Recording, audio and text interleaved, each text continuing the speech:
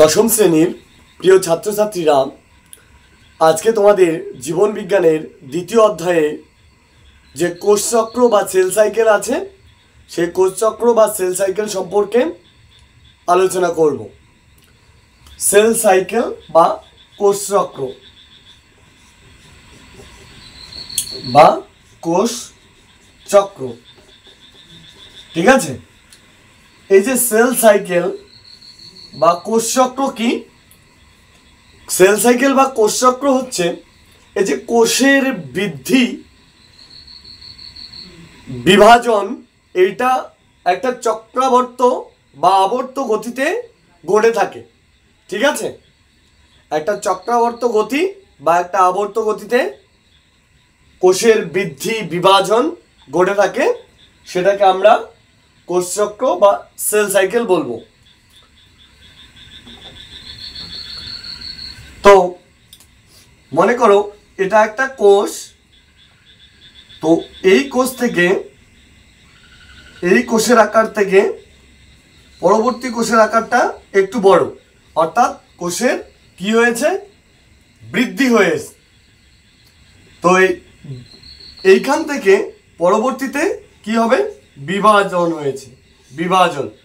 তো ঠিক দেখো আগের পরিস্থিতি তৈরি হয়েছে, অর্থাৎ একটা কোষ বৃদ্ধি ঘটলো, বৃদ্ধি ঘটার পরবর্তীকালীন সেটা বিভাজিত হয়ে গেল, অর্থাৎ এই যে চক্রাবর্ত আবর্তন, এই থেকে আবার এটা একটা সাইকেল বা চক্রের মতো,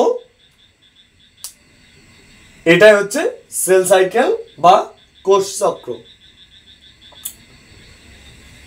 মাথায় রাখতে হবে এই যে সেল সাইকেল বা কোষ চক্র, কোন বিজ্ঞানী প্রথম এই কোষ চক্র বা সেল সাইকেল সম্পর্কে ধারণা দেন? বিজ্ঞানী হাওয়ার্ড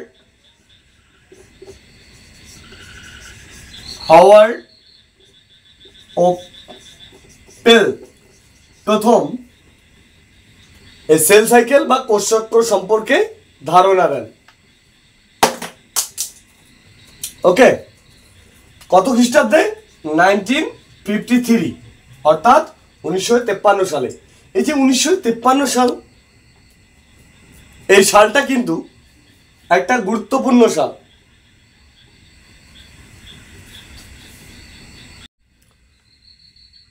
এই 1953 সালেই বিজ্ঞানী হাওয়ার্ড ও পেল প্রথম সেল সাইকেল বা কোষ চক্র কথাটি প্রথম ব্যবহার করেন। কেন বললাম এই 1953 সালটা গুরুত্বপূর্ণ? এর আগের ক্লাসগুলোতে তোমরা দেখেছো যে ডিএনএর যে ডবল হেলিক্স মডেল বা দ্বিতন্ত্রী মডেল, দুজন বিজ্ঞানী, একজন হচ্ছে ওয়াটসন এবং ক্রিক, সে 1953 সালেই ডিএনএর ডবল হেলিক্স মডেল বা দ্বিতন্ত্রী মডেল আবিষ্কার করেছিলেন। এছাড়াও আমরা দেখব তোমাদের থার্ড চ্যাপ্টারে, ফোর্থ চ্যাপ্টারে, জীবন বিজ্ঞানের ফোর্থ চ্যাপ্টারে মিলার এবং উডের পরীক্ষা রয়েছে। সেই মিলার এবং উডের পরীক্ষা 1953 সালে ঘটেছিল। একই সালে তিনটি ঘটনা। তো যাই হোক, আমরা পড়ায় ফিরে আসছি। তাহলে 1953 সালে হাওয়ার্ড ও পেল প্রথম কোষ চক্র বা সেল সাইকেল এর কথা আলোচনা করেন, ঠিক আছে। এই সেল সাইকেল মূলত দুটো পর্যায়ে ঘটে। আমরা যদি একটা চিত্রের মাধ্যমে দেখি,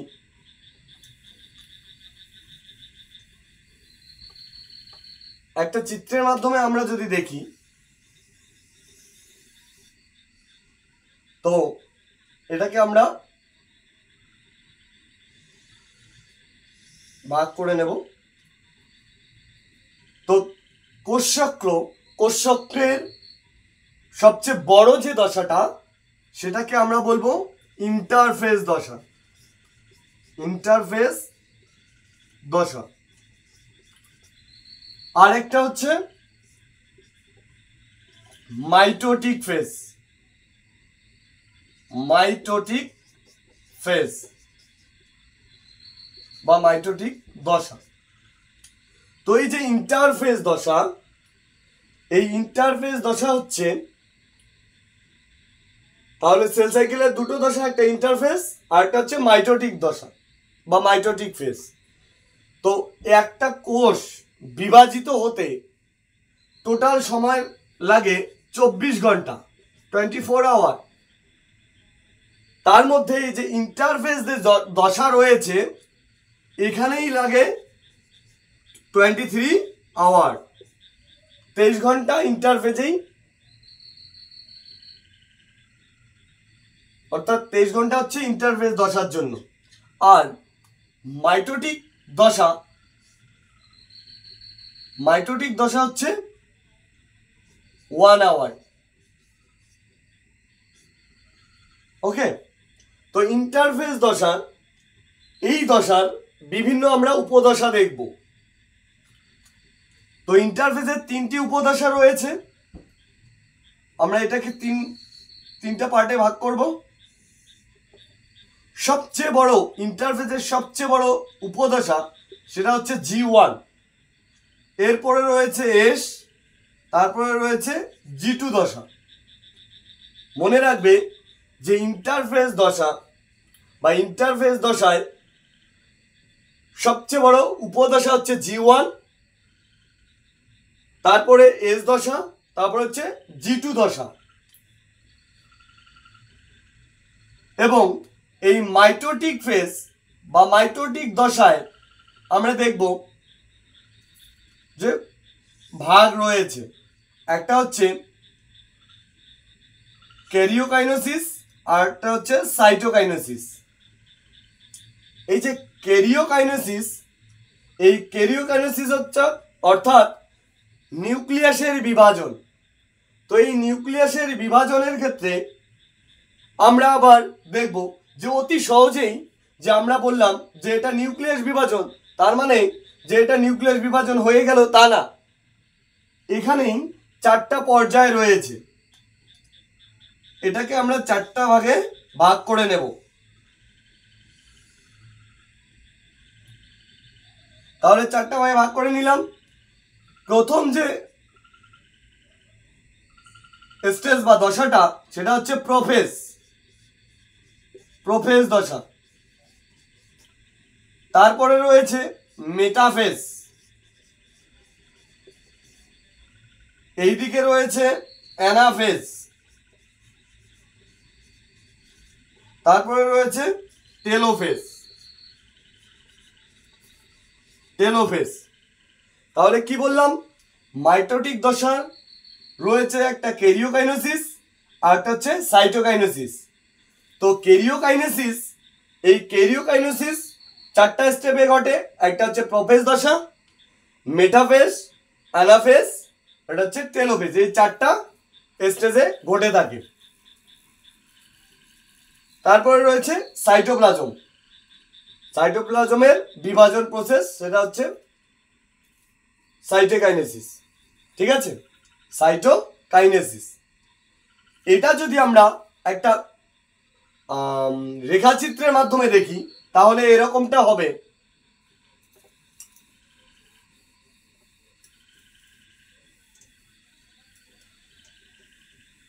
রেখাচিত্রের মাধ্যমে যদি দেখি তাহলে কোষচক্রের দুটো ভাগ রয়েছে, একটা হচ্ছে ইন্টারফেজ, একটা হচ্ছে মাইটোটিক ফেজ।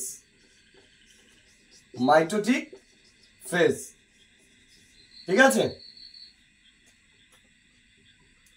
তো এই যে ইন্টারফেজ আর মাইটোটিক ফেজ, তাহলে ইন্টারফেজের 3টা দশা, একটা হচ্ছে G1, একটা হচ্ছে S আর একটা হচ্ছে G2। আর মাইটোটিক ফেজ এটা হচ্ছে প্রথমত একটা হচ্ছে ক্যারিওকাইনেসিস, যাকে আমরা কে দিয়ে ডিনোট করলাম, আর একটা হচ্ছে সাইটোকাইনেসিস। এই ক্যারিওকাইনেসিস আবার 4টা স্টেপে ঘটে থাকে। একটা হচ্ছে প্রোফেজ, যাকে আমরা পি দিয়ে বললাম, তারপরে মেটাফেজ এম, অ্যানাফেজ এ, আর ওটা হচ্ছে টেলোফেজ টি। বোঝা গেল? আবারও বলছি, কোষচক্রের দুটি ধাপ, একটা ইন্টারফেজ, একটা মাইটোটিক ফেজ। ইন্টারফেজ তিনটা দশায় উপদশায় ঘটে, একটা হচ্ছে G1 S এবং G2। মাইটোটিক ফেজ হচ্ছে দুটো পদ্ধতিতে ঘটে, একটা হচ্ছে ক্যারিওকাইনেসিস আর একটা হচ্ছে সাইটোকাইনেসিস। এবার ক্যারিওকাইনেসিস যে রয়েছে, এই ক্যারিওকাইনেসিস চারটা স্টেপে ঘটে, একটা হচ্ছে প্রোফেজ, মেটাফেজ, অ্যানাফেজ, টেলোফেজ। এবার আমরা আলোচনা করব যে ইন্টারফেজের যে তিনটা দশা আছে, G1 S এবং G2, সেই দশা উপদশাগুলোকে নিয়ে আলোচনা করব। তারপরে আমরা মাইটোটিক ফেজ এর যে ধাপগুলো আছে বা উপদশাগুলো আছে সেগুলো আলোচনা করব। তো ইন্টারফেজ প্রথমে আলোচনা করব যে ইন্টারফেজ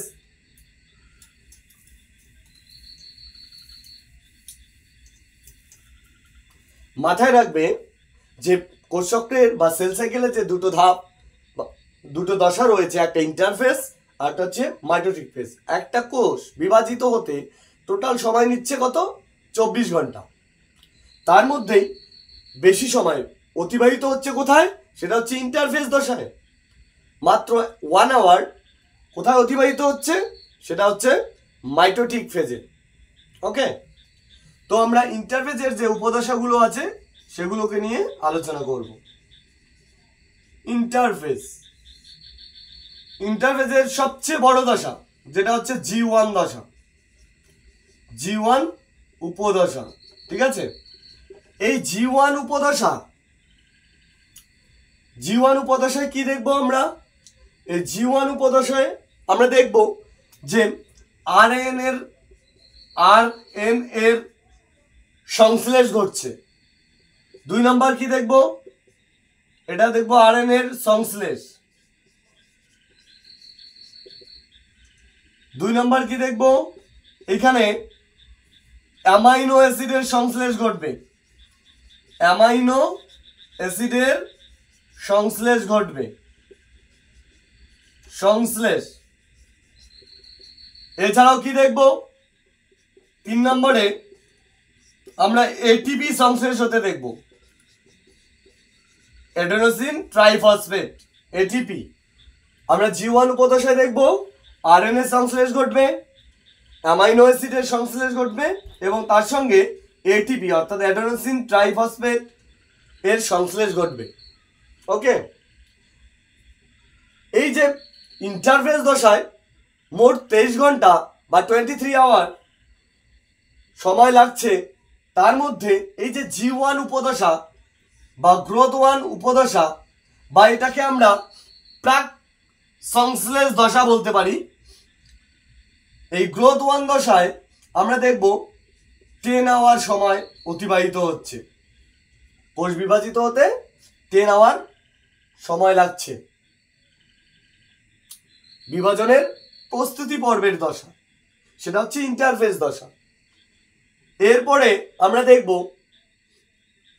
এস দশা। 2 নম্বর আমরা দেখব এস দশা, যেটাকে আমরা সংশ্লেষ দশা বলে থাকি, সংশ্লেষ দশা বলে থাকি। তো এই সংশ্লেষ দশায় আমরা দেখব যে ডিএনএ এর সংশ্লেষ ঘটবে, ডিএনএ এর সংশ্লেষ ঘটবে। ওকে, তাহলে এস দশায় কি দেখব? ডিএনএ এর সংশ্লেষ ঘটবে, প্রতিলিপিকরণ ঘটবে ডিএনএ। আমরা জানি ডিএনএ এরকম পেঁচানো সুতোর মতো, এরকম পেঁচানো সুতোর মতো। তো হুবহু ঠিক আর একটা ডিএনএ তৈরি হবে এইভাবে। ঠিক আছে, অর্থাৎ এর প্রতিলিপিকরণ ঘটবে, প্রতিলিপিকরণ ঘটবে বা রেপ্লিকেশন, অর্থাৎ হুবহু আর একটা ডিএনএ তৈরি হবে এস দশায়। তাহলে ডিএনএ এর সংশ্লেষ ঘটবে। এছাড়াও কি দেখব? সেন্ট্রোজোম সংশ্লেষ ঘটবে, সেন্ট্রোজোমের সংশ্লেষ ঘটবে। ঠিক আছে, সেন্ট্রোজোম সংশ্লেষিত হবে এস দশায়। আরেকটা উপদশা রয়েছে, সেটা হচ্ছে, আমরা এদিকে লিখি, 3 নম্বর হচ্ছে G2 দশা। এই G2 দশাকে আমরা কি বলতে পারি, যে সংশ্লেষ পরবর্তীকালীন দশা। যেহেতু G1 দশা ছিল, G1 উপদশা বা G1 দশাটা ছিল প্রাক সংশ্লেষকারী দশা বা গ্রোথ 1 দশা, আর এস দশা হচ্ছে সংশ্লেষকারী দশা বা সংশ্লেষ দশা। তাহলে G2 হচ্ছে এস দশার পরবর্তীকালীন দশা। তাহলে আমরা বলতে পারি যে সংশ্লেষ পরবর্তীকালীন দশা, G2 কে বলতে পারবো যে সংশ্লেষ পরবর্তীকালীন দশা।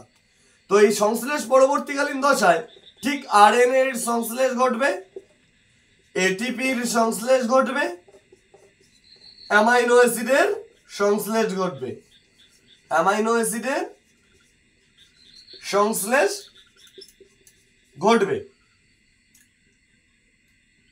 তাহলে বোঝা গেল যে G1 উপদশা, এস উপদশা এবং G2 উপদশা সম্পর্কে। এরপরে আরেকটা দশা রয়েছে, আমরা তার আগে জানবো যে এস দশা। যেমন G1 উপদশায় 10 আওয়ার লেগেছে, 23 আওয়ার্সের মধ্যে 10 আওয়ার G1 উপদশায়। তাহলে এস দশায় মনে রাখবে 9 আওয়ার, আর G2 দশায় 4 আওয়ার। এই যে টোটাল 23 আওয়ার্স ইন্টারফেস দশায় লাগছে, আর 1 আওয়ার মাইটোটিক ফেজ বা মাইটোটিক দশায় সময় লাগছে। এবারে আর একটা উপদশা সম্পর্কে আমরা জানবো, যে কোষচক্র চলতে চলতে এমন একটা সময় কোষচক্রটা থেমে যাবে, G0 দশা, যেটাকে G0 দশা বলা হয়। যে কোষচক্র অনবরত চলছে, এমন একটা সময় আসবে কোষচক্র G0 দশায় গিয়ে থেমে যাবে। অর্থাৎ আমরা বেশ কিছু কোষের ক্ষেত্রে দেখব যে G0 দশায়, মানে অর্থাৎ তাদের কোষ বিভাজিত হয় না। যেমন স্নায়ু কোষ, আমরা স্নায়ু কোষ বলতে পারি, স্নায়ু কোষ, লোহিত রক্তকণিকা, লোহিত রক্তকণিকা অর্থাৎ আরবিসি। মনে রাখবে এই স্নায়ু কোষ এবং আরবিসিতে কি হয়, আমরা G0 দশায় দেখতে পাবো ওদেরকে, স্নায়ু কোষ এবং লোহিত রক্তকণিকা বা আরবিসি। ক্লিয়ার? ওকে। এরপরে মাইটোটিক যে ফেজ রয়েছে, সেই মাইটোটিকের ক্যারিওকাইনোসিস অর্থাৎ নিউক্লিয়াস যেখানে বিভাজিত হচ্ছে, সেই নিউক্লিয়াস বিভাজনের যে 4টা উপদশা রয়েছে, প্রোফেজ, মেটাফেজ, অ্যানাফেজ এবং টেলোফেজ, আমরা সেগুলো কোষ বিভাজনের এর পরবর্তী ক্লাসে আমরা কোষ বিভাজনের ক্লাসটা করব। সেই কোষ বিভাজনের সময় সেই প্রোফেজ, মেটাফেজ এবং অ্যানাফেজ এবং টেলোফেজ এগুলো নিয়ে নেক্সট ভিডিওতে আলোচনা করব। তো আজকের ক্লাস এই পর্যন্ত। Thank you.